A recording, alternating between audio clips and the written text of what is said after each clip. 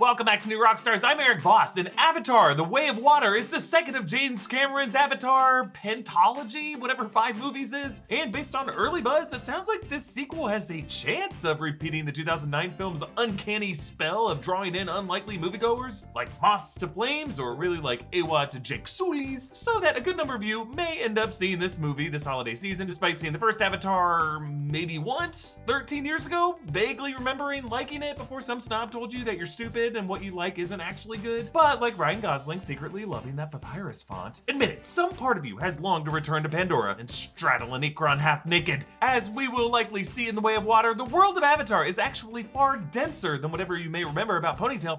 So in this video, I'm gonna explain everything you need to know going into the second Avatar film, what happened in the first Avatar, and more broadly, the mythology that fuels and binds all of these characters. The 2009 Avatar film follows Jake Sully, Sam Worthington, a quadriplegic Marine in the year 2154 who joins a mission to a distant moon named Pandora, which has a CO2-heavy atmosphere that requires oxygen masks. Pandora is being mined for a mineral called unobtainium by the RDA, that's the Resources Development Administration, a private corporation even more powerful than Earth's governments. But Pandora is populated by the humanoid Na'vi, who share a bond with the planet's animals and plant life called Sahelu. Jake replaces his dead brother Tommy to participate in an Avatar program in which the RDA has developed artificial Na'vi fused with the DNA of human pilots, which is why these big blue things look vaguely like Sam Worthington and Sigourney Weaver. This research team is led by Dr. Grace Augustine, Sigourney Weaver's character, who studies the Na'vi and the whole botany of Pandora, and she seeks a diplomatic relationship, masking the RDA's true objective to relocate the Na'vi so they can drill their sacred lands. Jake gets separated from Grace's group by running into a hammerhead Titanothere and then fleeing a Thanator, but is saved from a pack of viper wolves by Neytiri, that's Zoe Saldana, who nearly kills Jake before an Ewa's like, hey, come on, don't. Neytiri sees the Ewa that surround Jake as a sign that he should be inspected by her mother and a spiritual leader of the Omaticaya clan, Moat. So these Na'vi see the avatars as freaks, but since Jake is the first one they've met with a warrior background, they decide to study him and teach them their ways. This makes Jake super valuable to Grace, as well as to Parker Selfridge as Giovanni Ribisi, the corporate administrator for the RDA mining operation, and to Colonel Miles Quaritch, Stephen Lang, head of security, who tells Jake to spy on the Na'vi for him, promising to restore his legs for him back on Earth. But Jake falls in love with Neytiri as he grows into becoming a member of the tribe, bonding with an Ikron, learning how that Sahelu connects the full biosphere via a chemical electrical network, and Jake ends up hooking up with Neytiri. But Selfridge mows down a sacred spiritual grove and sends Quaritch to strike Home Tree. Jake and Grace try to convince the Na'vi to evacuate, but the Na'vi feel betrayed and they stand their ground against the human assault, but it kills Neytiri's father and wrecks the tree. Grace is shot in the escape and she ends up dying in a failed attempt to transfer her consciousness to her Na'vi body at the Tree of Souls. Jake ends up bonding with the mythologized Taruk and returns to the Na'vi as their champion, uniting the clan and leading the Na'vi in a battle in the Hallelujah Mountains, or Eramalusing, the rocks suspended in a flux vortex due to the Meissner effect that scrambles the human aircraft's navigation. Meanwhile, the Pandoran wildlife comes to the Na'vi aid. Quaritch suits up in an AMP exoskeleton and attacks Jake's human body, but Neytiri ends up killing Quaritch, and she and Jake Sully ICU each other for the first time. The humans are expelled from Pandora, and Jake's consciousness is transferred to his Na'vi body via the Tree of Souls, mirroring the opening shot of the movie, his Na'vi eye opens. So this brings us to the second film, Avatar: The Way of Water. This film catches up with the Sully family several years after this. Jake and Neytiri now have 3 biological Na'vi children, their oldest son, Nateyam, their second son, Loak, and their daughter, Tuktiri, aka Tuk. They have an adopted human son, Miles Spider Socorro, a teenager who was born on Hell's Gate, the base from the first film. They also have an adopted Na'vi teenage daughter, Kiri, Sigourney Weaver, playing this teenager rebooted with some of the memories of Grace. Dad,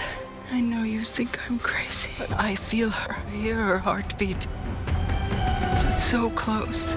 So some weird stuff is going on here, especially when you consider that they're also bringing back Stephen Lang as Quaritch, who has been resurrected by the RDA as a recombinant. These are new avatars embedded with the memories of humans. The same goes for Matt Gerald's character, who died in the 2009 film but is returning as the recombinant Corporal Lyle Wainfleet. Now, the reason these videos are so detailed, folks, is that I really just spend all my time consuming content. But the problem is, a lot of these streaming platforms don't always have access to 100% of the content that I know that they have, which is why I always boot food at my streaming platforms with ExpressVPN. Because using Netflix without ExpressVPN is like going to a restaurant and only being allowed to eat food on the left side of your plate. That's a lot of good food on that right side that you're missing out on. Netflix has thousands of shows and films that you can't access based on your location. Without ExpressVPN, you are missing out. So thanks to ExpressVPN for sponsoring this video. ExpressVPN lets you change your online location so that you can access all the shows you want, get access to all that blocked content, open yourself up to whole new libraries of content without having to pay for a new streaming service. Just this week, I used it to watch the Studio Ghibli films. I just switched my location to the UK, refreshed the page, and I could watch Studio Ghibli films for free. Our European friends can do the reverse and enjoy all of our US only content. I just like how easy ExpressVPN is to use, no confusion, no wasted time, and the whole thing runs fast. You just fire up the app and connect with just one click. It is the top rated VPN provider, rated #1 by TechRadar. So find out how you can get 3 months of ExpressVPN for free by visiting expressvpn.com/newrockstars or clicking the link in the description below.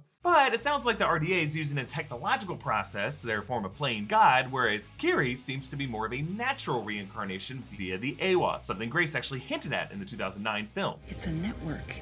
It's a global network, and the Na'vi can access it. They can upload and download data.